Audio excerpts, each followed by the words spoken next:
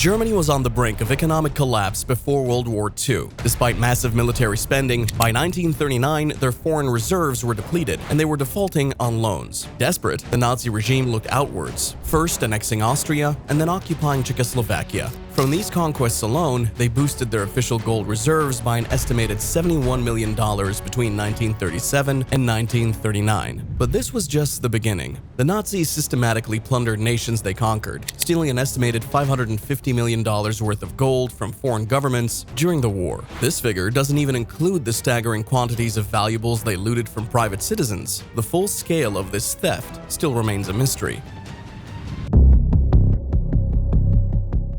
In April 1945, American forces stumbled upon a secret deep in the heart of Germany, the Kaiserroda salt mine in Merkers, Thuringia. Two French women revealed its true purpose to a US soldier. What they found would change our understanding of the war and leave lingering questions to this very day. Stay tuned to discover one of the most insane finds of World War II that most people still don't know about.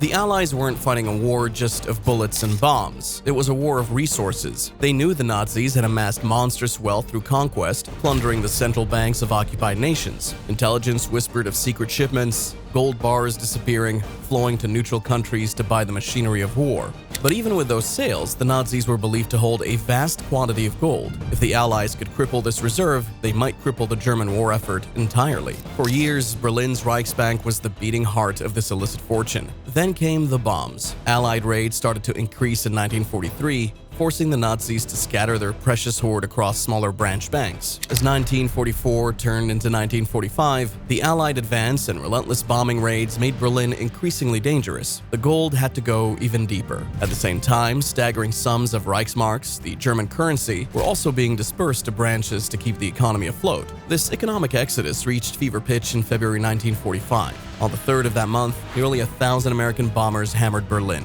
The Reichsbank itself was ravaged. The very machines that printed their currency were reduced to smoking rubble. Walter Funk, the bank's head and minister of economics, ordered the mother lode out. Their destination? A vast mine at Merkers, hundreds of miles away, a desperate bid for security. Mines throughout Germany had been transformed into vital war bunkers. Out of sight of bombers, industries hummed underground. It made brutal sense. The gold would be protected amidst the tools and munitions of the German war machine. The Merkers shipment on February 11th was enormous. Gold brought from other branches, hordes of foreign currency, and shockingly, 1 billion Reichsmarks in bundled bags. All of it descended into the mine's secure room number 8. And the flow of wealth didn't stop there. Key Reichsbank personnel, men like Weick and Reimer, were sent to the Erfurt branch with vast quantities of currency. From there, they kept the wheels of the Nazi economy greased, even sending money back to Berlin as the crisis deepened. But there's a darker undercurrent to the story. The war was taking a dramatic turn. In March 1945, General Patton's Third Army made a daring push into the German heartland, conquering town after town. On April 4th, the village of Merkers fell to the 90th Infantry Division. At first, it seemed like another routine capture, but within days, rumors swirled among displaced persons and German civilians. Rumors of stolen treasure hidden nearby. These were whispers at first, but soon CIC personnel heard more concrete murmurs of Reichsbank gold being transported from Berlin to the Kaiserroda potassium mine near Merkers. Things escalated quickly on April 5th. French workers forced to work in the mine spoke to a military intelligence officer in a nearby town. They confirmed that gold had indeed been brought deep underground. Now, the hunt was on. The 90th Infantry Division sealed off the area. This was no longer a typical occupation. On April 6th, 2 military policemen enforcing the curfew encountered 2 French women on the road. One was pregnant and desperately seeking medical help. This chance encounter would change everything. As they passed the mine entrance, the women dropped a bombshell. German gold and priceless artwork were hidden inside. By noon, the story reached Lieutenant Colonel William A. Russell. His mission became crystal clear. At the mine, he questioned more displaced workers who confirmed the women's story. Cornering mine officials, the truth flowed.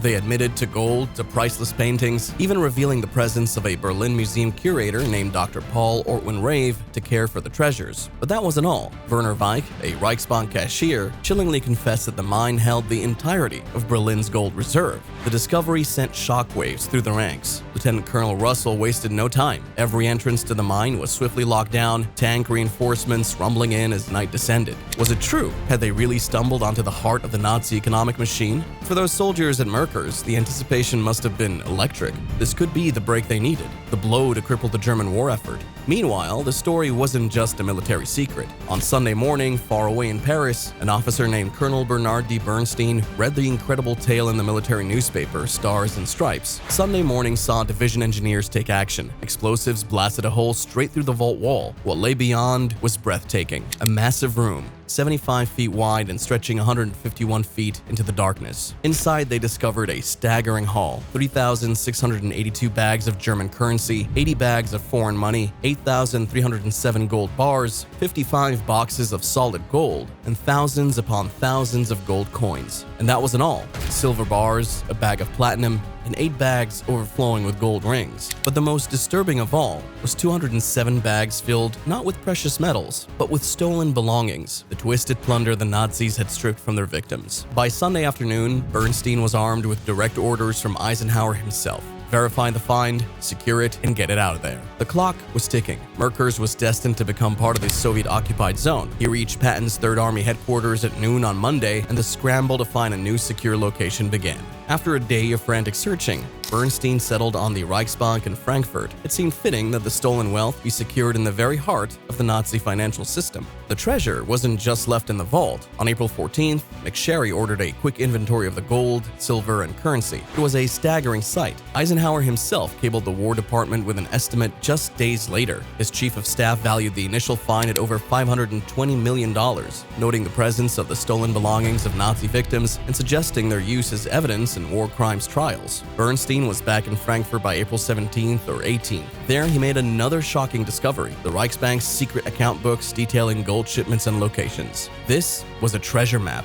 He quickly sent a detailed report to McSherry, emphasizing the need to find more hidden hoards, both within Germany and likely in neutral countries. But Bernstein needed help. From April 14th on, he pushed for resources from the 3rd Army and 12th Corps. Getting little support, he launched his own search on April 19th. For weeks, his team scoured Germany, turning up $3 million here and $11 million there. This relentless effort meant they recovered almost all the known Reichsbank gold. By mid-August, the treasure was fully appraised. The gold alone was worth $262,213,000. Silver, platinum, and rare coins were part of the haul, along with the stolen possessions of the victims. Allied currencies began going back to their countries. Artwork restitution started. The gold took a complex route, eventually being divided up fairly among the looted nations. It wasn't easy. Some gold wasn't returned until 1996 due to the Cold War. And what about those account books? They helped convict Walter Funk, head of the Reichsbank. His crimes against humanity included those hidden in the ledgers. The SS loot was given to Holocaust survivor organizations. Justice, however delayed, had been served. Thank you for watching. Please hit that like button, subscribe to the channel, and turn on notifications so you never miss an update.